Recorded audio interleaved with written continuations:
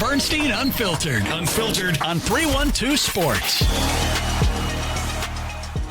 It's been a difficult weekend, and Saturday was a really hard day. We found out that Terry Boers died after our shows, shortly after we finished up our pods, recording them on Friday.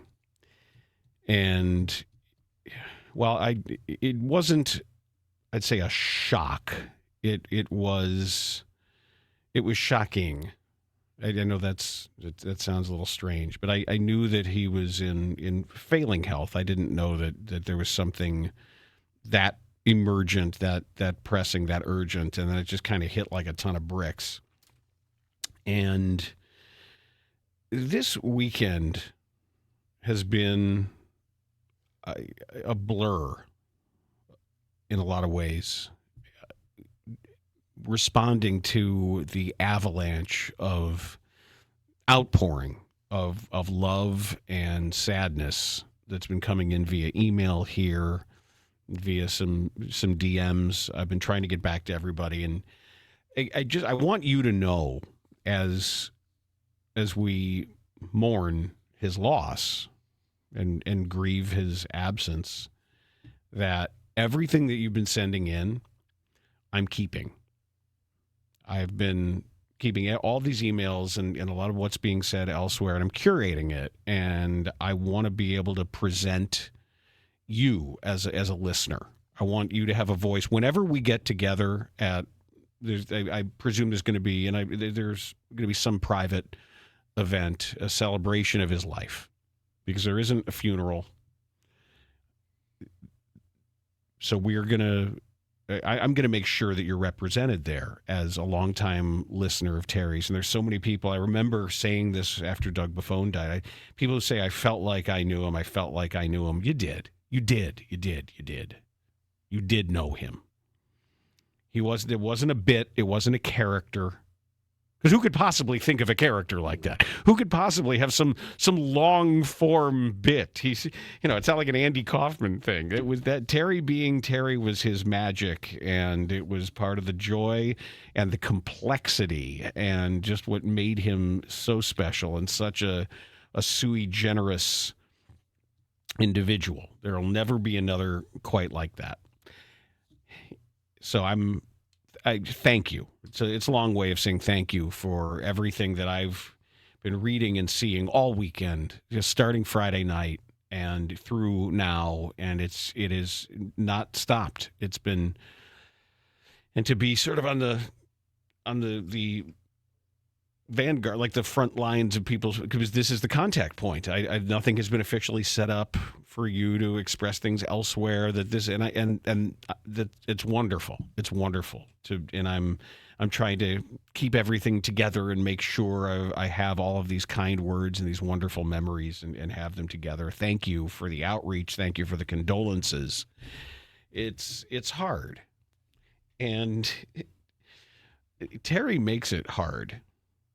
Because I keep saying this, and the sort of the essence of this has come down to how difficult it is to mourn Terry appropriately. And usually you say that about somebody because they were a jerk. It's like, well, I guess we got to find some reason to speak nicely about it. It's not that at all. It's just that every time I try to be sad, I can't, because you can't think about Terry Boers without laughing or smiling about something. It's impossible. And what a legacy that is. What an amazing, incredible legacy that even in death, even when we feel awful about it, and trying to have those moments, and it's still the best advice I've ever gotten about mourning and grief. And it was from my dad when his father died, and I was young. I was 15 or 16, and I didn't know how to deal with it. I wasn't particularly close with my paternal grandfather, And I just remember my dad saying, because I asked him, I said, "Are you doing okay? Are you doing okay? You know, I haven't really seen you be emotional about it." And he just said to me, he said, "We all have our moments."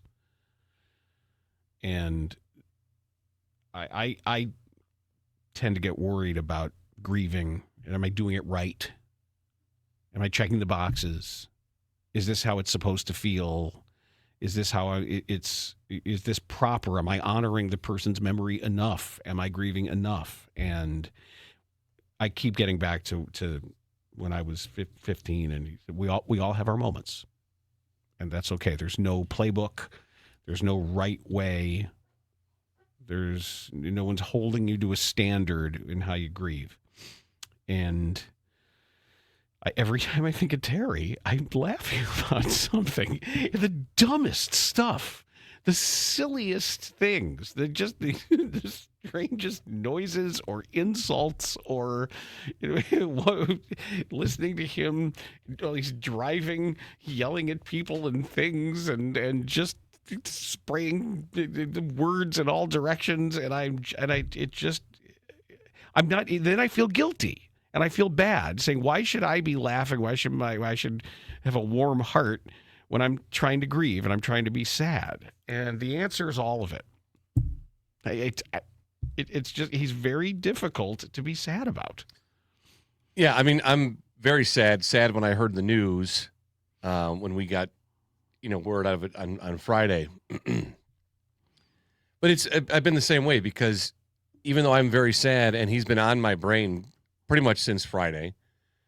I didn't sleep great Friday night or Saturday night. I was up early, Saturday and Sunday, and just sat in the couch both mornings alone for a while before the house woke up, and was just thinking about Terry.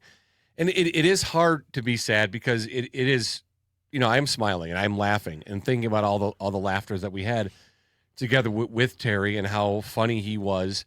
And on the other side of it too, I'm also relieved for him. Yeah. Yeah, I get that. And I'm sad, but I'm relieved for. I wouldn't say that I'm happy for him, obviously, but I'm relieved because he's no longer struggling and he's no longer in pain. And the guy that he was, and the way that I'll remember Terry, it's hard to see what he was battling, all these different illnesses, and what he was struggling with for the last several years. When we had him on the pod, and I put that back out there last night, and of course it's still there, the hour plus 70 minutes that we had with him. And in retrospect, had I known at the time, and I knew he wasn't, everybody's asked me, did you know when you I didn't know there was anything emergent. I know. And with Terry, it's weird, because when he was 49 years old when we started doing this, and he was always saying, I got this, buddy, I got this, I got to go see a doctor about this. And he's always had a million doctors and a million things. For how many years do we make fun of all his ailments? Right. And what did I say? I used to say that Terry was having all of his bodily fluids replaced by synthetic alternatives. Yeah. When he would be, away or doing something, or he'd come in 10 minutes late to a show. They couldn't get me in on time today. I had to see the doctor with a thing. I felt for a while I was just going through his doctors, listening to them. Are you sure this doctor knows you're on this medication? And we were coordinating a lot of this stuff to make sure it was all okay. Yeah, but I just never thought it would get him. You know what I mean? I didn't either. It's like it was just part of his being. Yeah, it was always something until it just wasn't anymore. And I didn't know when we were talking to him that there was something that emergent, and listening back to it, with maybe him knowing more than he was letting on, adds a depth and a significance to it. Also, last night late, I was struggling to go to sleep too last night, and I picked his book up again. Yeah, I did too. Did you? I did. Yeah, I grabbed it on Friday night. Yeah, I felt compelled to just kind of leaf through it. That's what I've been doing all weekend. Yes, and it made me feel good that he wrote it. Mm-hmm. But remember all the years. Remember it was like, oh, my book someday, my book. Yeah. And then again, that was another thing. Like, you're not going to be a book. He keeps talking about his dumbass book about this whole thing and he did it. Yeah. And he wrote his memoir, and it's fun and it's real and it's good. And that was nice to have that there. And The other thing too about and I just got to say I'm happy you're here, Matt. It's helpful to have people around you who share these feelings, and it is. However, it makes me more appreciative now about how this all worked, and that I can do this and have this with you. Mm. And thanks for being here. Yeah, of course, man. Thank you. Of course. Yeah, of course. And I was really glad that our first guest on the new 312 Sports Podcast Network was Terry. Yeah. It seemed like the right thing to do, and it came relatively quick after we started this, and I'm really glad that was the first step we took in bringing another voice on to what we'd started back in August. Well, and validating his role in it, and not and just being a small part of the universe of people out there who were in large part in sports media and guided by his sensibilities and his silliness, and understanding how you can be journalistically trained critic and also silly and understand absurd things and have all of these opinions about sports, and always knowing where sports fits, and always knowing that your family and your friends are more important. Like that a lot of that is Terry's sensibility of never making it too much about him or the opinion of the day or whatever it was for the 5 hours that we would spend on the air screaming about everything and screaming at people. That he always had a rock solid compass when it came to what mattered and why it mattered. Yeah, and that's the thing about Terry that I'll always think of Terry first, is that he was just a good person. Yep. I mean, he was a good person, period. And over the weekend too, it's been great to go back through and listen to old sound clips. I've been doing a lot of that, and people have been sending me stuff and been coming across some of the stuff of my own. And it's really great to be able to listen and just laugh out loud. Be like, oh yeah, I remember that. Yes. I remember that day. I remember that bit. Remember that segment. Yeah. Oh my God, the one from Arizona when we were in Glendale, that The Lookout Ducks. the whole time, Yeah. like all of it, the Charlie Steiner interview, the Lookout Ducks, the interview with Stoney where he whispers the by cracky on the back end of it. Yes. Like there's a beat, and then he said, and Jason Goff just falls to the ground. Fell. Just Literally fell. Like eyes rolled back in his head, fell Yes. down. Like they just. And he took his head. Yeah, it was great. I told Ned, and that's when the Dodgers were bad. Remember? And he's like, Yes. and I went to Ned Coletti and I told him Larry Horse said his roster sucks. Larry who? Larry Horse. Yeah. Oh yeah, Larry Horse just thinks your roster sucks. Can I also say this too, that for the next however long, we're going to have really, really shitty segues into the ad reads. I was thinking about that as we were getting ready to start, and I'm like, There's no way around it. I know. There's no way around it. And I'm gonna just apologize once, but we absolutely adore our partners. We adore them. It's just really hard. Yeah. Just understand that when you're going from, I feel like the Casey Kasem bit about the you're taking me from a dead dog to this. Yeah. So I've also tried to think about too the number of times, and we've been very lucky we always took moments, and this is something that older, wiser people are always saying, and that is appreciate where you are and never miss a reason to celebrate something. Never miss a reason to celebrate something. And for us and for our various shows, when you think about it, I was trying to add it all up. We had the 1500th show. Mm-hmm. We had a big thing. We had the 10-year anniversary. We had the roast. We had a 15-year celebration. We had Terry's retirement celebration. A toast to Terry. A toast to Terry. There's been so many opportunities, and that feels really good. Mm-hmm. That feels really good. And as we've gotten older, I never missed a chance to tell him I love him. We would text all the time, and it was always, I love you too. Mm-hmm. And there's no sort of regrets. There's nothing where I wish I had said this or I wish I had expressed this. I don't have any of that because we had so much time together and so much time, and there were, because of health scares too, that and I'm not going to say put things in perspective because that's shallow and cheesy. But when things get real, we've always been good about dealing with things that are real, whether it was on the show, off the show, when things meant a lot, tragedies in his life, when we were there for each other. Mm-hmm. And we always said it, and we always gave each other big hugs and big smooches. And it isn't one of these situations where I say, boy, I wish we'd really said this and said that to each other. That was always shared openly. And as he got older, he was just so great about that with everybody in his life. Mm-hmm.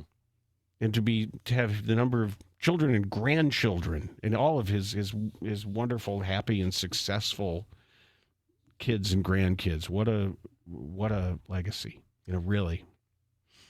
I've been thinking about it, obviously, all weekend long, and it's interesting. It finally, I got some clarity on it yesterday morning, sitting there, again, before the house wakes up, reading through everyone's thoughts and guys that we worked with at the score and hearing things on the radio. My beginning in my relationship with Terry was different than everyone else's. In the fact that, dude, I've never talked about this. I didn't listen to the score. I wasn't a sports talk radio guy. The score started in 92. I was 19 years old. That was I was getting ready. That was right for, Bull. I was knee deep in Bulls and Michael Jordan stuff. Living, breathing, dying by Michael Jordan, the Bulls. And I never listened to the score. Now, my older brother did, and so I was familiar with the score, obviously. I was here in Chicago. And if I ever did turn it on, it was always like I heard Tom Scher and Jim Memolo, And I remember the Bull and the Bear. But I didn't listen to Monsters of the Midday, and I didn't listen to the Heavy Fuel Crew. I didn't know who Mike Murphy was until my internship started. I didn't know any of the segments. I didn't know any of the stuff. Like when I got to the score in 2001, Dan McNeil was part of Mac Harry. He wasn't a score guy. He wasn't. I didn't walk in thinking, wow, this is where the Heavy Fuel Crew is. I didn't know that. I was at Illinois Media School, and they said part of the program was they guarantee you an internship in Chicago. And I said, great.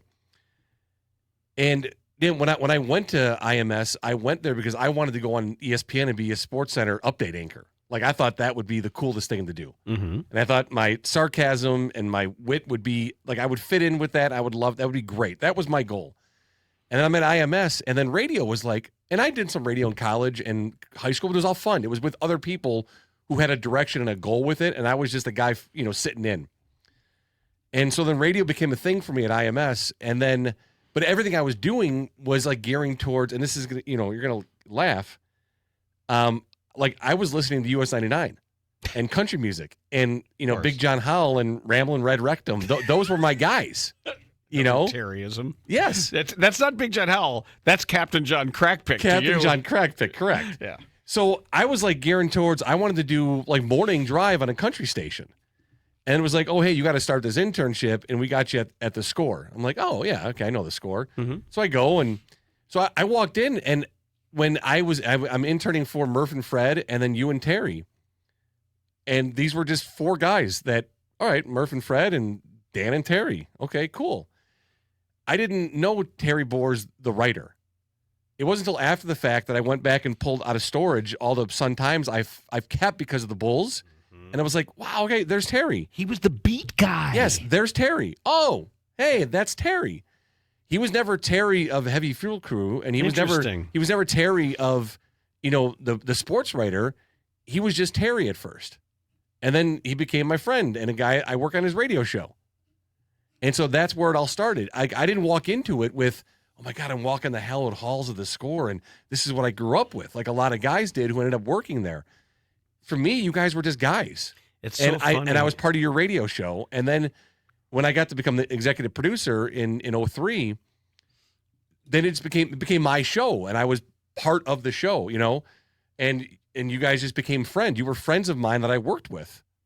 It wasn't, he wasn't part of the heavy fuel crew. And he never made you feel like it, and he never made you feel like you weren't properly paying fealty to his fame and greatness, as so many in our business might do. Because that's the thing about Terry being egoless. Yep. And I said this when we had him on the pod, he made me feel as a day one executive producer of a show, he made me feel this way as an intern, that I was part of the show, that I wasn't working for Terry.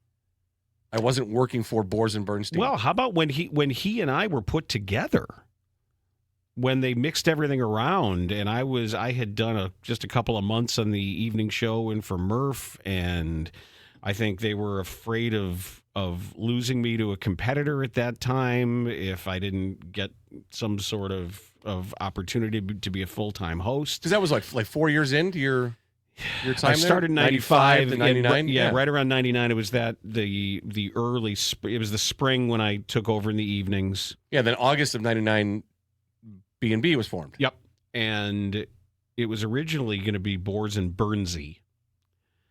And Bernstein. when we were out in the back behind in the station, in the parking lot in the back, and Ron's like, let me talk to you guys. Ron Gleason. Yeah. He said he wanted to be Boers and Bernstein because it's easier for the listeners and it should be more familiar.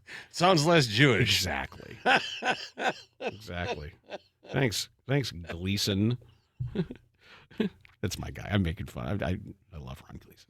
We're going to change your name to Smith. It's going to be Boers and Smith. Yep. And I said, no, I'd really prefer to not be. My name's I prefer my last name if I could. Important to me. It was sort of like I fought for it to be when it was going to be Bernstein and Layla or Dan and Layla. Yeah. And I was like, that is not happening. I said, there's no way. And I went back to exactly how I felt in that moment. I remember calling Layla. I'm like, this is no way. I said, I am not doing a show where you're infantilized like that. Absolutely not. We're not doing this. Because I remember what Terry did. And I tried to pay it forward in that moment, in large part because of what Terry's like, no, that's stupid. Everybody knows what his name is. And Ron's like, remember, this is Terry's show. It's real. Terry's the guy. It's really about him. And Terry's like, no, it's not. It's a show. We're going to sit down and we're going to do a show. Stop saying that, Ron. And there was never a hierarchy. There's never a pecking order. I wasn't there to. And he made that really clear. It's like I don't want that. I don't want to do that. Let's just sit down and do a show. And that was sort of our guiding premise. Let's sit down and do a show. Yeah, and then that carried over to the production staff, where you guys really changed. What you got? I mean, you changed the landscape of radio, of talk radio in that regard. Because I remember my first day as the EP, and and this obviously came from Terry through you, and it was there's a microphone in front of you for a reason. We're in the production side of the studio, and there's microphones in front of the board op with Scott Sherritt first, then Jason, then Tanny, and there's one in front of me. And you don't said, forget Jay Hood. Well, I mean, I'd like my time. Yeah, my time. Mm-hmm. But yeah, as an intern, I sat next to Jay Hood, and it was like, oh, okay, this is like a 3-man show. I mean, he had his Hal McRae thing was the funniest. That was the funniest shit. I used to sit there. Jay Hood helped set the comedic tone. Oh, without question. 100%. Without question. 100%. And I hated that he left, but I'm so happy for his career as he's grown, and I love listening to him today still. But yeah, I just meant in my time there with you guys, and you said there's a reason there's a microphone in front of you, so use it. Like, okay. And at our peak with it, like me, you, Terry, and Jason, it was like there was 4 guys doing a show, but it was the Boers and Bernstein show, but you guys made us part of the show on the regular. And it was like, and again, that just goes to Terry's being egoless and not want he it was really interesting. He's a really complicated, simple guy, because he was egoless. He was a superstar in what we did in this industry, a founding voice of sports talk radio. Yet the greatest self-doubter I've ever known for one of the most successful people I've ever known. Yes. He was the greatest self-doubter ever. They're going to fire me. Yes. Yeah. No one's listening. It's just, no one's listening. They're going to fire me. No one cares about what I have to say, buddy. None of this stuff matters. Yeah. But he knew it did. He knew it. Of course he knew it did. I know he knew it did, but he didn't look at himself that way. It made him uncomfortable that it mattered. Yes, very much so. In a lot of ways. So he was very complex that way, and what I loved about him, and so our relationship was just driven out of friendship and not, oh my God, it's Terry Boers, and I was just Matt, he was just Terry, and over the years it developed and grew, very close relationship. He became a father figure. I was going to say the age for you guys is just right. Yeah, I mean, Terry was in his young 20s when I was born. I was 28. He was 51 when I started with you guys. When I met him in 2001. He was 49 when we started. Yeah. Think about that. He was 49. And so as our relationship grew, and I was 30. God. And it became like a father figure. There were times where we sat down and had some hard conversations where he was disappointed in me. And his disappointment was never umbrellaed in judgment or anger. It was always umbrellaed in love. And even though he may have been disappointed with things, there was always an outstretched hand saying, I'm here to help too. And that's what Terry was, and that's what he became to me, which is why we got really close and we really opened up to each other quite a bit. And it was very, very, very valuable to me, that relationship, because I didn't have those great relationships with older men in my life. Like I was, my dad's a great guy, and and he did all the best he could, and it's I just wasn't super close to my dad, and I had that closeness with Terry, and it was great. So that's how our relationship formed. And the other half of it too, Dan, and we just mentioned age. So when I met Terry, I was 28 and interning for you guys. He was 51. That's 2 years younger than I am now, and that seems like yesterday, but also forever ago, which again, now this weekend has helped me stare my own mortality again in the face. Yeah. Because it seems like yesterday, but it's been so quick. And it gets faster every that he year. was 51 and passed away at 75.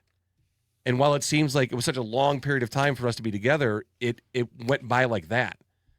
And I haven't been able to not think about that this weekend as well too. That, hey, I'm just 2 years older than Terry was when I first met him, and I think about my kids and my wife and all the time that I want to have. And it's weird, as I was going through the weekend, and this has been constantly on my brain. I'm driving yesterday, listening to Westwood One's pregame, and I heard Patrick Surtain of the Broncos, and he said something that we've all said this in different ways, and I love the way he said it about being present and being in the moment. He said, you got to be where your feet are. Mm-hmm. And I fucking love that phrase. Got to be where your feet are. And that's what I loved about Terry. Terry always was where his feet were. Those giant duck feet. Yes. And he's a guy that he could be the biggest personality in the room, yet the most genuine, kind person in the room with the most sympathetic ear, and would listen more than he could talk, but could talk like no other.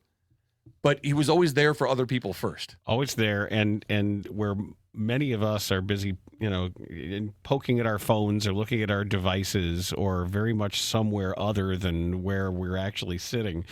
Terry couldn't do that because he couldn't operate any of his devices. I know. Miska, fix my thing. Come over. I don't know. I can't make it work. Come over here, Miska. Help me out. And his ability to, whether it was in the middle of a show, and also something I want to talk about too that's really important that I think for him and for people who know him was the Who Needs To Tavern tour in that way. And hold that thought for one sec, because I'm telling you, there's no good way to do this. I'm trying. There's no good way to do it. And Russ would understand. Russ Armstrong knows. Believe me. He gets it. Russ is the owner of Chicago Window Guys, and it's so cold, and you go upstairs or you go in the basement, you're like, why is it so cold here? Well, it could be because your windows suck. Get new windows. Get good windows. We built this house 20 years ago. We thought these were state-of-the-art windows, and Russ is like, And now Russ has been in various waves putting new windows in our house because Chicago Window Guys have the best stuff and the best people doing it. No subcontracted labor. It's his crew. Same people working on my house are going to work on your house. Russ will also match any price so you don't fall for these buy one, get one free sales gimmicks. Call him 847-302-9171. Check out his 5-star reviews at ChicagoWindowGuys.com. Don't wait. Russ will come out. He'll explain these windows to you. He explained them to me in a way that I was just like, look, Russ, I don't know anything about windows. I trust you. And he's like, yeah, I got it. Don't worry about it. His factory is here in Chicago. He custom makes everything for your home. 847-302-9171. The Who Needs To Tavern Tour. We added this up at some point. It was 10 years. It was something like 35 at least per year, maybe 40 per year. And then we added up all the other remotes that we did. So I think over 500 Boers and Bernstein shows were done throughout the Chicagoland area. Yeah, easy. Over 500. Yeah. And it took us from... God knows, from Kenosha to Ottawa to Crystal Lake to Schererville, Indiana. If you just made a map and just started putting pins in that map, you would see us at your corner bar. We were there in whether it's Johnsburg or just so many of these far-flung. Where are we? How do we get here? And it was before we had Google Maps. Mm-hmm. I had to write out turn left at sign that says live bait. Well, I used to print stuff out at the station. Yes, so we could get to all these various places. And I got so many vivid memories of being out and what it did to see people and shake hands and just be out and around. And sometimes there'd be 2 people there. And sometimes there'd be 100 people there. Yeah. And sometimes there'd be, in Kankakee, these blue-haired old ladies that got angry at Terry and left us all alone sitting in there. And then he made fun of them for the remainder of the show. And I think that helped you get to know Terry. That helped you because there he is. It's Terry, and he's sitting in your bar. Yeah. That opportunity. And it that sort of thing, the being out beyond the microphone. You guys hide behind microphones. No radio show in the history of this city or maybe any other city was less behind microphones and in a studio than Boers and Bernstein was. And I do think that him being out there and being among the folks, for everybody it's good, but he just always a smile and a laugh and an insult and his ability to work a room even during commercials and messing with people. I've been telling so many stories. And there's so much that I really want to get to here, but when you talked about how you knew Terry and what you did and what you didn't know about him when you met him. We were always a Tribune family. Well, we were Chicago Daily News back in the day. My dad would come home from work and open his briefcase, and he would set his handkerchief down at his desk and take his pocket change and his nail clipper and always set it there. And I would run up. As a kid, I would always run up when he would take the same train home and the workday ended, and he'd open his briefcase and he would hand me the sports section from the Chicago Daily News. And I would read that. And then over the years, the Tribune would come, and I'd read Bernie Lincecum. And I was a big fan of Bernie Lincecum's columns. I just loved his turning of phrases and how literary his stuff was, and literate. And when I didn't really know Terry's writing that well because I was in college when he was be doing a lot of his the heyday of his columns, and we just weren't a Sun-Times house. So I'd see him on a sports channel or something like that. I'm like, oh, that's the Sun-Times guy. And it wasn't until I started this summer I interned at Channel 2 where I would come in and every lunch, and there was a fresh Terry Boers column in the Sun-Times. I would save it for lunch. And I would take my lunch break and I would go across the street on McClurg Court to that McDonald's. And every day I would get a large fry and a quarter pounder with cheese.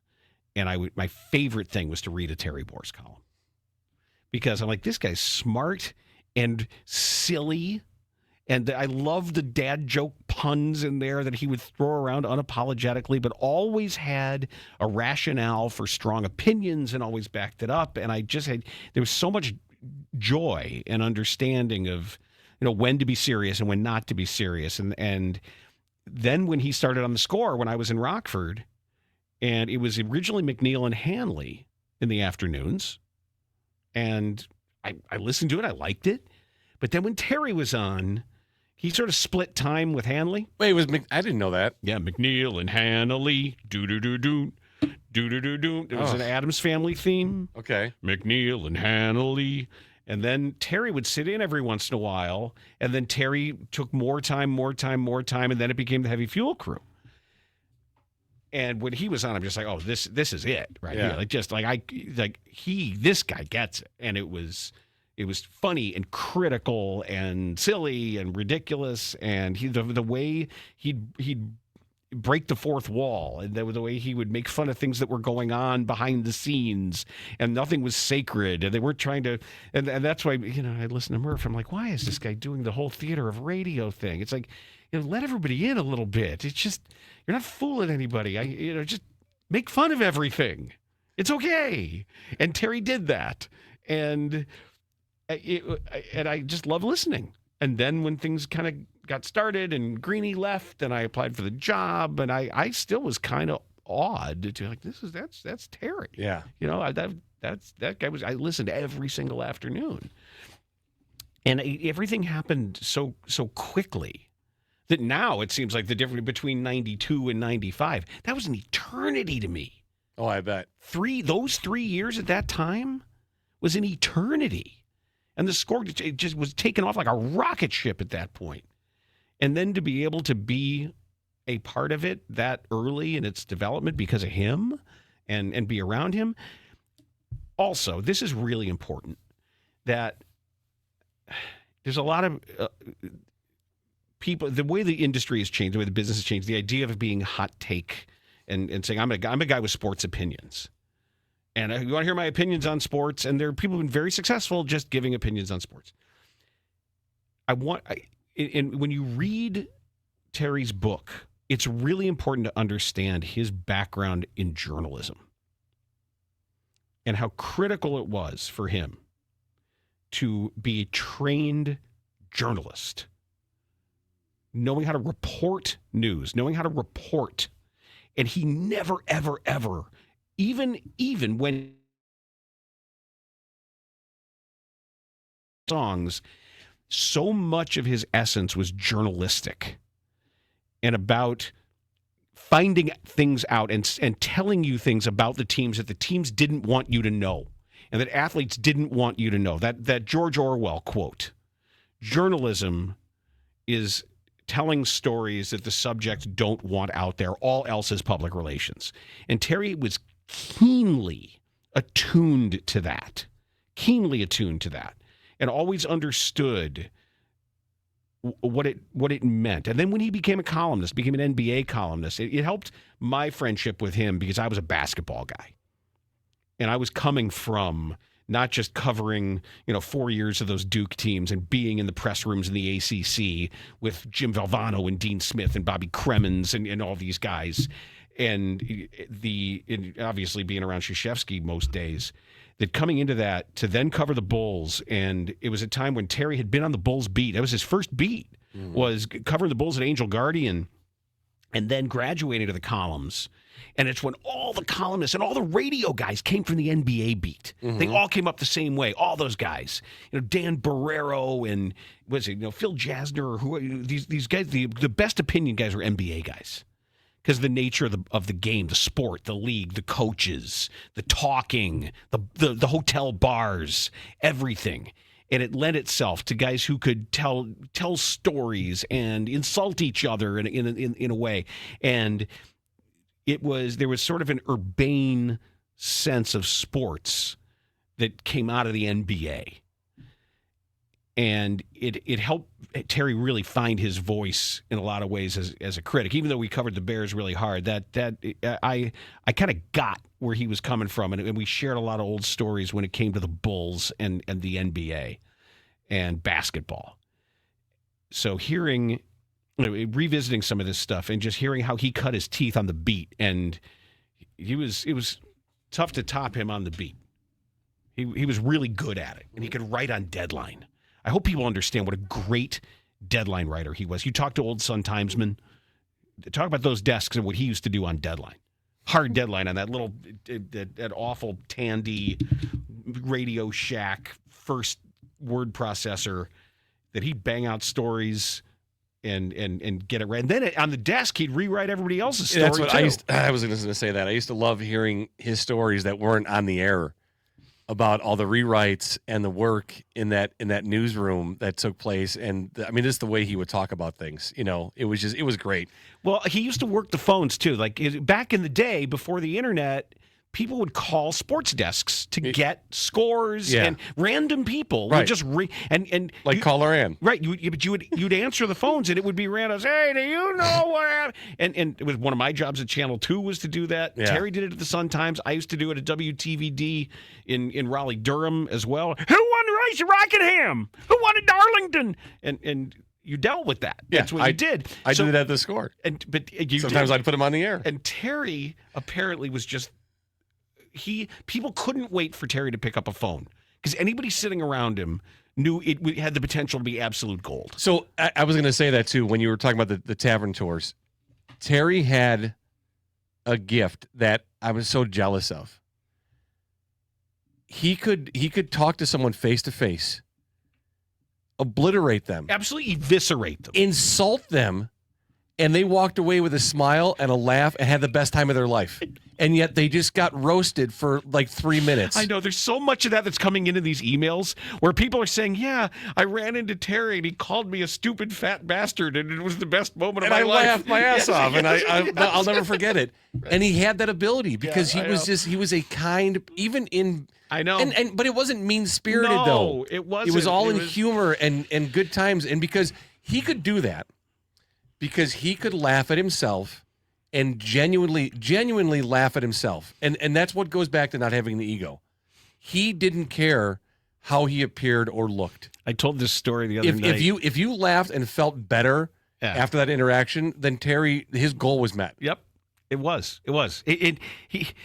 I mentioned this and I'm getting them all confused, the conversations I've had with people writing obits and stuff. But I think this is Jeff Agrest, I was telling this to, where I ran into somebody years later, a guy who was an associate sports information director at Duke, who I knew I was graduating.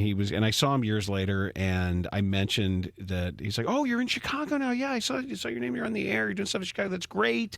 And I said, "Yeah, I'm working with Terry Boers," and he just stopped, and he looked at me, and goes, "You work with Terry Boers?" And I said, "Yeah." So then he told me, he goes, "Oh man," he goes, "I was a student assistant in the SID department at Indiana in the 80s. And he said, anytime Illinois played Indiana in Bloomington, he said, I would always go out of my way to make sure I was the SID assistant." This is this guy, Mike, talking. And Mike said, "I just wanted to be the person in the press room when Terry arrived."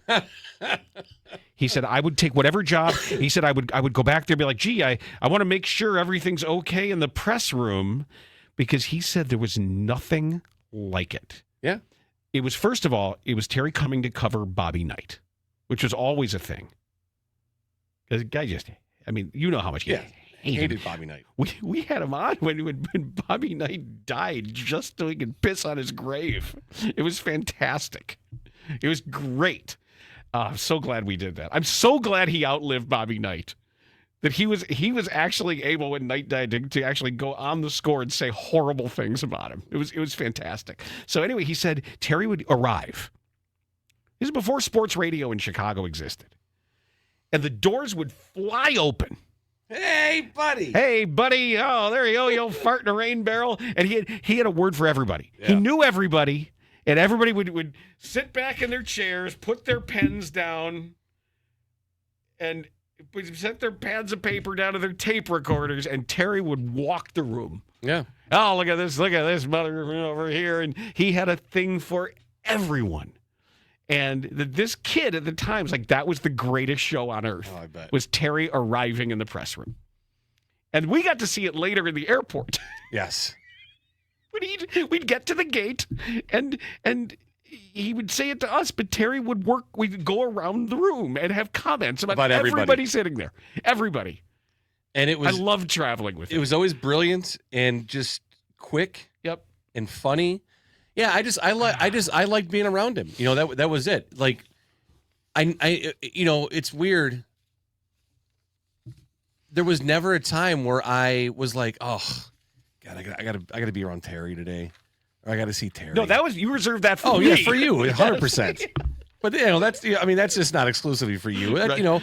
But Terry, like outside of my wife, like I've never been like, oh man, I got to see Terry today. It was always like, I'm going to see Terry. When he would arrive all the time, Yeah. it's like, Yeah. he come walking down the hall. And, and he could have had the most miserable time before he got in your presence, but you would have never known that. You know what I mean? Like every interaction was always a positive interaction. You'd always just had a smile on your face. I always looked forward to being around Terry. Mm-hmm. And it doesn't matter what the circumstance was or the event. I always liked being around Terry. Like try working with. I mean, you know how it is. Like when I'd say like what other people go to a job.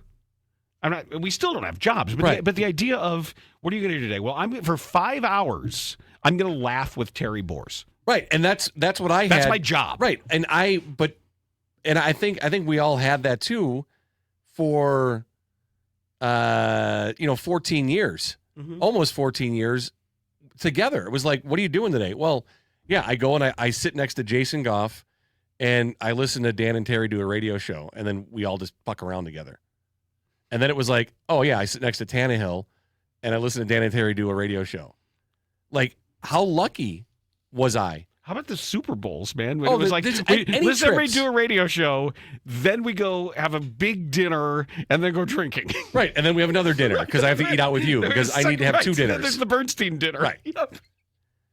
But and not even just the Super Bowl, but even those were the highlights though. But any road trip that we had, and just being together, and this is like, because like, okay, my wife, she travels for work, and it's like, oh, I got a work trip this week. I gotta go away for work, and that's everybody. I know. Like no one's like, oh my God, I gotta, Us, it was like a fucking vacation. It was like, oh my God, I get to go to Arizona for the next 4 days with my guys. Mm-hmm. For what? Oh, it's a work trip. Yeah. What are you guys doing? Oh, we're gonna go sit at Tucson Electric Field and make fun of spring training baseball. Yeah, it's 75 degrees, and we're sitting at a baseball field, counting down the minutes of the first beer, and then like the first dinner. Yep. And then when we were able to expand, and like Jason got to travel with us, because at the start it was me, you, and Terry, and then Jason got to go. And it was like, I'm going on a trip with my best friends. Like this is fucking great, and I'm not paying a thing for it. I make these two old fuckers pay for dinners too. It was great. Not that Waffle House costs all that much for I know, us. but still. Yeah. But I mean, it was like, the road trips were just the best. One Arizona trip, I remember before we went to dinner, I went and got a bunch of Coors Light. And I don't know if you were with us, or you might have been working out maybe. And we just sat in Terry's room for like 2 hours, the first couple hours before dinner, and filled up the sink in his bathroom. Yeah, I was. I think I was. Yeah, you were working out. Yeah. And me, Jason, and Terry, we filled up the sink with ice and just put Coors in there. And you take one out, you put a new one in. Take one out, put a new one in. And we just sat there and just drank beers in his room and just talked and laughed. All we did was laugh and talk. And then I was good at always encouraging Terry to interact with strangers just for our own benefit. Hey, Terry, go see what that guy's up to. Yeah. Terry, what do you think of that guy right there? And then he'll have something. Right. And then if he had a couple drinks in him, he might have been loud enough for the guy to hear him. I know. And again, and then a stranger would be like, who's this guy talking about me? And then within minutes, he's laughing and just having a great time. Yep. Being made fun of. Yep. By a stranger. Random dude. Yep. And the guy probably went home and he told his wife or his friends, at work the next day, hey, God, I was at I was at dinner last night, and this guy just starts making fun of me. Like, oh my God, what did you do? I laughed. It was great. It was funny. Listen what he said about me. He said this about me. Mm-hmm. That other people are laughing. Yes. Yeah, it was amazing. I mean, it was, yeah. I loved being around him. It was always good. This Valentine's season, share the love Chicago style with Giordano's heart-shaped pizzas. Perfect for date night, family dinner, or just because. These iconic pizzas turn any moment into something special. Available February 12th through 15th for dine-in, carry-out, or delivery. Don't miss your chance to enjoy Chicago's favorite slice of love. For the love of pizza, choose Giordano's. Our thoughts obviously are with everyone in Terry's orbit, everyone in his family, and it's wonderful to know how over time, just how, and I mentioned that we as a group always were open and very verbal about how much we love each other. Mm-hmm. And you can only imagine what he was like with his own family. And even though he wasn't necessarily raised that way, right? You know, he was raised by the greatest generation, you know, the sort of taciturn approach, and he became his own person in a lot of ways, and always everybody in his family knew how much he loved them and how much he devoted himself late in life to his grandkids. You know, the fact that he had all that time, that he was a young grandfather. Mm-hmm. And I've always said that what a cool thing to be a young grandfather. Yeah, I've been thinking a lot about his grandkids this weekend, and just how lucky they were to have Terry. I mean, can you imagine Terry's a grandpa?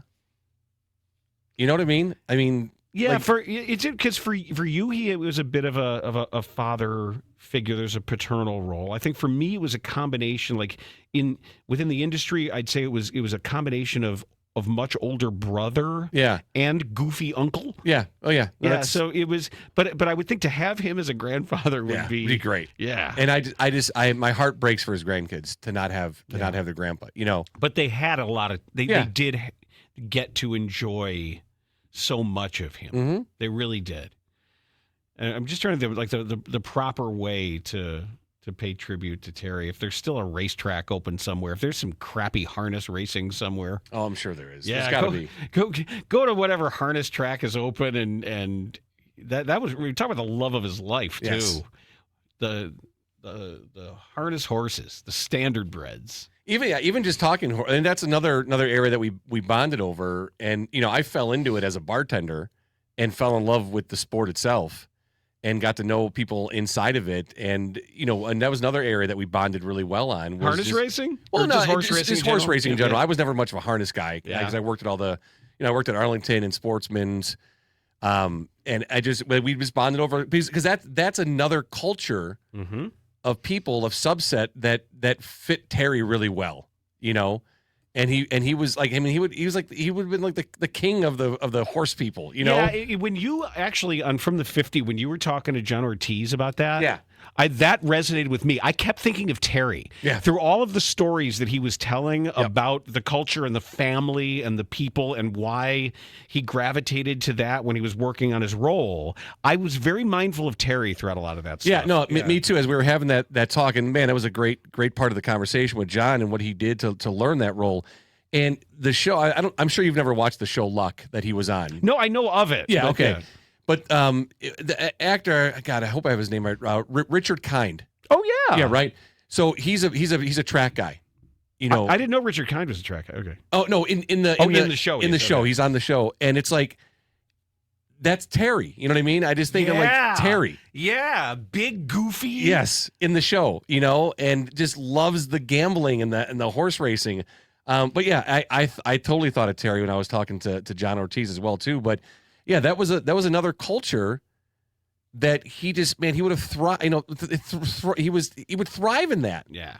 And these are like the and also the, because like there were the outcasts, and eccentrics. Yes, and it's were, like, and that's their that's our God, But yeah, no, but there's a lot of people in that milieu who don't fit anywhere else. Right. But that's the thing about Terry. Everybody fit with Terry, regardless of who you were, where you were at in society or culture, because he was just a genuine, kind person. It didn't matter. Unless you were a bad person, Terry would destroy you, rightfully so. Well, that's the other thing too, that is all of that joy and all of his rock solid moral compass.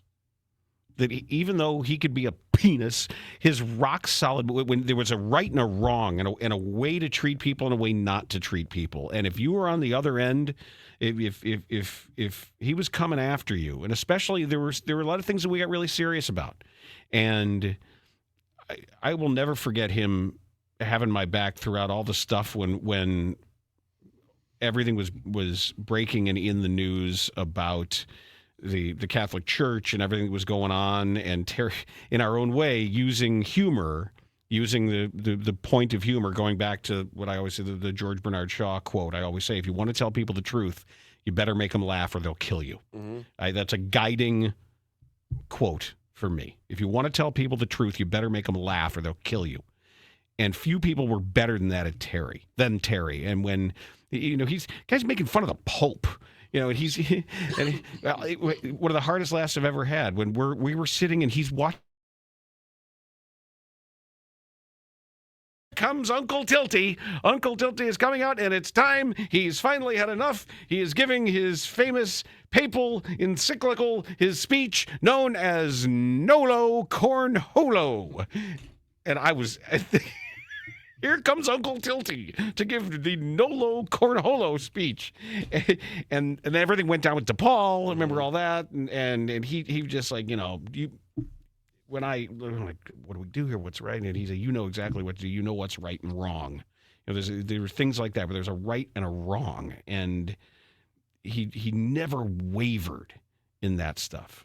Never, always. If ever was like, oof, I don't know what to do. Because yeah, you do. I don't know what to. Yeah, you do. You know what's right. You know what's wrong. You know where to be on that. Right. And when he'd come down like thunder for the right reasons, even if it's it's something that started with a sports opinion and ended up being bigger than that, when it came to fairness, and this is part of what made Saturday so hard for me, and still is. Terry marched. It's not in his book. Terry marched against the Vietnam War. Because he knew, he understood. And I don't know if a lot of people know that about him. Because people say, oh, yeah, he's just, a South Side hillbilly. And it's like, no, he's a lot more than that. Yeah. He was a lot more than that. And he didn't always bring everything he felt all the time to air, but he read a lot, and student of history, a real student, like really much more of an intellect, a literate intellect that perhaps he didn't really want to show all the time, or his depth of knowledge of a lot of things. Yeah, but that's the thing about Terry. He didn't feel like he needed to show that. He didn't need to show off, or that just wasn't him. That just wasn't him. And I think part of it is he didn't like the spotlight either, which is, so ironic given it's antithetical to somebody who does what he does. Yes, it is ironic, but it's true though. It's true. No, it's very true. And it's almost kind of the trope of he wasn't the sad clown, but some of that idea of the insecure public figure, but that's where his humor came from. Yeah, that whatever insecurities are there, or for all of us who suffer from imposter syndrome, who wonder why me, why do I deserve this? Why does anybody care what I think about anything? Right. Why are you? And it always bothered him when people would compliment him and say that I named my kid this because of what you said. And he's like, oh, I don't want to hear any of that, buddy. Don't tell me any of that. I don't know. I'm not that important. Please don't. Yeah, and you talk about knowing what's right, what's wrong. One night, years and years ago, we were out to dinner, just the two of us down by Moquina, one of his favorite Mexican restaurants, and we're sitting there, we're having just a great time, sitting at the bar, and one of the high top tables, there were these two younger girls, and there was a guy, and they were kind of loud, and the guy was being really rude, and he was treating this girl like garbage. Yikes. Uh-oh. And then he left, and without even saying anything, Terry got up, walked right over to the table, and he was like, "Hey, I don't know what this guy is, but whatever is going on here with this, you could do a lot better than that guy. So whatever is going on, just know that right now, and not knowing who she is, anything about her, you could do a lot better than that guy." And so me, I'm probably 7 or 8 Captain and Cokes deep, and I'm like, all right, this guy comes back, he's getting his ass beat. This is how it's going tonight. Yeah, but at that time, 7 or 8 Captain Cokes probably wouldn't even raise an eyebrow. Well, no, we haven't. The chips and salsa hadn't come out yet. Okay. Yeah. Right. Oh no. I'm gonna say like that 7 or 8. Oh yeah. No. They were still getting the salsa together to bring out the complimentary salsa. Yeah. Oh yeah. Oh, it was and I was like, all right, well, this is how tonight's going. I guess we're gonna beat the shit out of some guy. So it's great. Let's go. All right. I'm ready to roll, Ter. We're already dirty. Let's hit it. But that's the kind who does that? Like who walks up to because he was treating a woman like shit. Yep. And Terry was like, yeah, I'm hearing it. It's not gonna happen. Wasn't having it. Yeah. Wasn't having it. And there were if you were on the wrong side, you're on the wrong side. And he would train those guns on you, and it wasn't in fun. It was also the same. So Peach was gone, and by the way, we love you, Peach. Yes. Peach was gone, and so I crashed at the estate that night.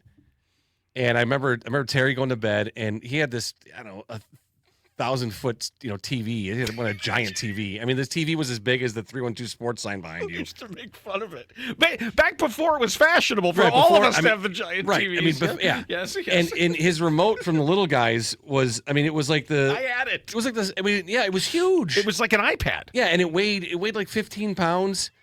And I remember, all right, buddy, I'm done. I got to go to bed, buddy. And I'm like, oh, I'm still wide awake. And he's like, well, here you go. And he handed it to me, and I'm like, what the fuck? I know exactly. Yes. And I woke up the next morning. The sun was out. I woke up. I'm flat on the couch, neck sore as hell. And I woke up with this iPad on my chest, and the TV was like all scattered pictures because I had no idea how to work it. I'm not sure Terry knew either. I don't think he did either. Yeah. Hey, buddy, I don't know how to do it. Yeah, fix my thing. I woke up and he's like, "Hey, buddy, how'd you sleep?" And I'm like, "Terrible." I go, "What's happening with this remote?" "Oh, buddy, I don't know. I gotta call." I don't know. Little guys. What was who with the little guys? Wex. Yeah, Wex has got to come over and what? Turn your TV on for you? Like yes. Sounds like an issue. Oh, pal. Wex is coming over. They'll fix everything. I don't know, buddy. Hey, it's Wex. What's the problem, Terry? I can't turn the TV on. I'll be right there. Oh God, that was fun. Yeah, there's that here. We're experiencing it again. Every time you're trying to be sad, and like I say, I'm resigned to my fate after the game. I'm resigned to the fact that we all have our moments. Yeah, and my moments already. There are things where I'll see a funny sign or I'll see something that I know would piss him off, and I want to take a picture and text it to him. Mm-hmm. And I want to just like, oh God, Terry would love that. Oh my God, would he get a kick out of that? Yeah, and I mean, for anyone that you lose, that's just that's what's going through my brain. Like I'm never going to text him again, never going to call him again. A few years back, the two of us got together for lunch. When I thought that he had like crossed the hump and he was over it and he was gonna be good, health wise. And he looked great, sounded great, and we said and I'm gonna remember that lunch. Because then... Well, Mitch did a good job, too, with those dinners. Mm-hmm. I think he was sort of the impetus behind collecting a disparate group of people just to meet him at Mr. Benny's and go out and have some fried perch. And yeah, I was still waiting for the calls on those dinners. Let's see if they came through yet.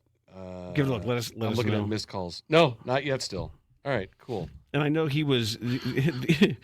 the way he was with people in not just the producers, but like Russ Matera and the people with whom we interacted all the time. And people couldn't wait for him salespeople. Always had a hug. Always had a high five for somebody, and would work the hallways, and sales would love to see him, and oh my God, the traffic department. He'd just go in there and work the room over, and the girls would just die laughing, and yeah, Uncle Terry. I mean, he was Uncle Terry to everybody. Yeah. It's too bad. All right, help me out. When I was interning, so this is 01. Mm-hmm. 8 to noon was the showtime, right? Correct. 8 to noon, and then that was right after we started on 1160, and Harvey Wells wanted to maximize our high-powered daytime hours, so he shifted everything because we had to power down. So 8 to noon, and then it went 10 to 2. 8 to noon, then 10 to 2. Then 2 to 6, then 1 to 6. Then 2 to 6, then 1 to 6. Okay. Yep. So when we made the transition, and this is one of my favorite things about, one of my favorite memories about the show, was when high noon was a bit, and then we couldn't do high noon anymore because of the time frame. Mm-hmm. And so I transitioned high noon and called it the second half. Well, it was secondhand news to start. Well, no, that was a totally different bit. It was started as secondhand news. It was way better to say, and then it became high noon, and then the second half because Correct. we weren't around noon anymore. Correct. And the people's reaction to, oh my God, high noon was so much better than the second half, or the second half is way better than high noon. Well, because we said that too. But Terry, and he just off the air stuff about how stupid people were about it. He couldn't grasp the fact that people just didn't get that it was the same segment. How about TB Diddlers? Oh well that's a TB Diddlers. When we were the detective. Yes. Terry doesn't mention. I don't know who's in charge of that marketing because they never give the address. They never give a phone number. How are we supposed to know where this place is? With all the money he's put into opening this place up, and I'm like, yeah, it's not real. It's a bit. There is no TB Diddlers. Well, yeah. I mean, then Russ would do the production, and Terry's involved. And he said, no, there is no TB Diddlers. And he's like, oh, really? Well, what do you do? I'm a detective. But I loved it. Terry knew how dumb people were, yet he had the hardest time with that people made comments and be like, oh my God, secondhand news was so much better. Second half was sucked compared to high noon. You guys should bring high noon back. But we're on 2 to 6, dude. Yeah, it's not noon. Right. And that's the whole point. It's the same. The exact bit. same bit. It's just different music. We changed the name and the sound effects are different. Yep. Terry's like, I don't get it, buddy. I don't understand. And I cannot watch a Bulls game, by the way, without every time they say Dale and Terry, I always go, Dale and Terry! Dale and Terry! Yes, you do. That started with the Heavy Fuel Crew. Even. But every time, they're like, rebound Dale and Terry. Dale and Terry! And I started doing it, and then Jason started doing it because all the Bulls games we watched together. And look, the DNA of his sensibility and his stupidity, Terry's, through everything that we do. What did the giraffe say when he walked into the bar? The high balls are on me. Yep. I mean, all of it. That man's nuts. Grab him. I mean, the cart. These things that just developed, and so much of that is permanently affixed to everything that we do. Right? People don't know why they say certain things that they say. It's because of Terry. I'm telling you, like my own son, the word crack, he goes, crack! Yep. Every time. Every time. Every single time. Crack! Give me crack! Like that, if that's part of your legacy, you're doing something right. If you have people saying things the way you said them just because it's fun to do. Oh, one of Tanny's production pieces with all of Terry's noises. Oh, there's 2 of them. That's the funniest stuff. Yes, the Samba one is great. I'd love for him. I think they're on SoundCloud somewhere. He's probably reposting them.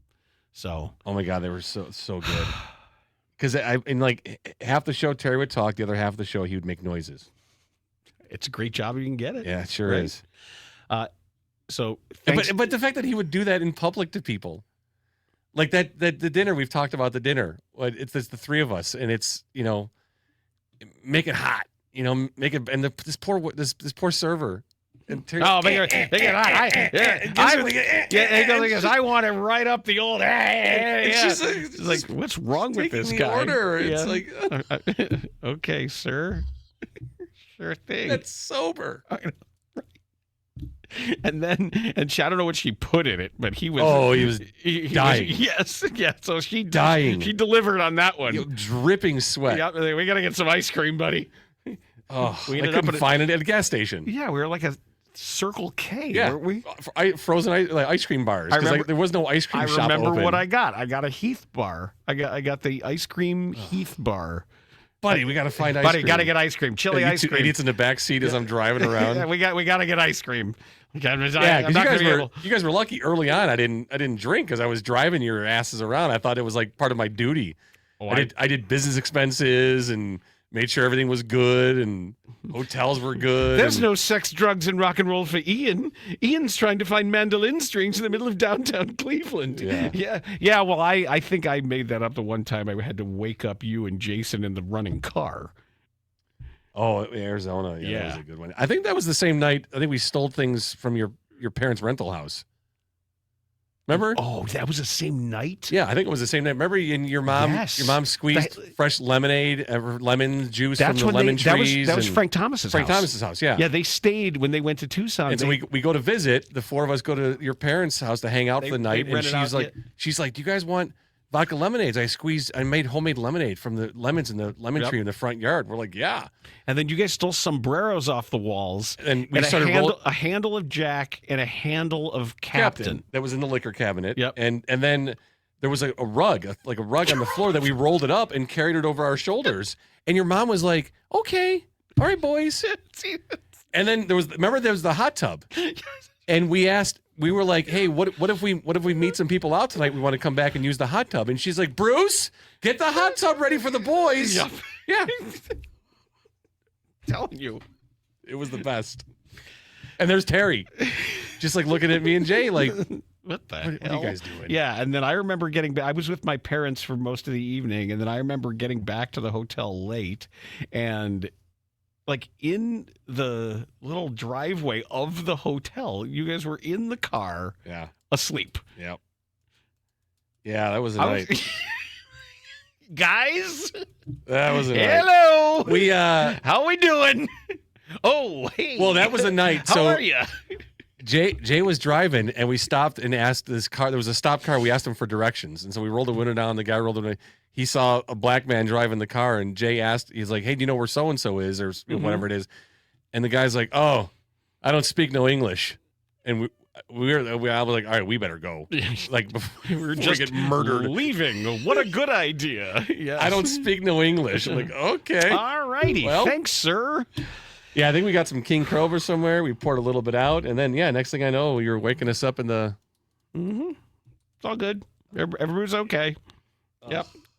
So pour out whatever. If you want to pour one out tonight, Jack and Diet. Jack and Diet's what you get. Yeah. If you want to honor Terry tonight, pour yourself a Jack and Diet. And just a Jack and Diet, and find some harness racing, and bet on a loser. And if you can't find one, I'm sure there's clips on YouTube you can watch old harness races. Just do that for a little while and drink a Jack and Diet. Yeah, do that with a Jack and Diet and hope that Laverne Hostetler can pull that horse into the show position down the stretch, that he isn't boxed. He can go 3 wide on the final turn and make his way onto the board. And that is Dan Bernstein Unfiltered, brought to you in partnership with Chicago Window Guys and Russ Armstrong. Make sure that you give Russ a call at 847-302-9171. You look back at it, what are some things that stand out for you, your time at the Score? Almost all of it, because I was so unsuspected that's the direction I would take. I had not thought about doing that or giving it certainly not a second thought, because I didn't have a first thought for it. But working with Dan for as long as I did, I know you figure it must have made me crazier. But I thought that we meshed pretty damn well together, which is very difficult to do, and we did, and he's terrific. So I didn't, I thought about it and I thought this is a hell of a lot easier than traipsing. I remember some of those road trips with the Bulls and all the other stuff, and the writing the columns and all the other things where you're traipsing all over the country, and you're just beat. Your mind and everything about you is just beat. It's a lot easier sitting in a studio and giving people the what for than it is to actually do it the tough way. But yeah, all of that stuff I don't miss now. Isn't that weird? I mean, all the stuff that didn't help me a bit, all the stuff that was stupid to do. And I say that to people as a warning sign, because, my first battle was with the jaw cancer. Right. That goes back to 2016 when my final days with the score were coming in, when I was about done. And because I was downtown 30 days. Let's see, we used to stay down there a month at a time because I had a radiation shot every day. I'm so full of radiation, I think I glow. But I mean, this goes way, way back. Yeah. So I fought as hard as I can fight, and I'm going to keep fighting as hard as I can. But no, I miss it all. I miss it all. I miss the people. I miss the whole thing. Dan Bernstein Unfiltered on 312 Sports.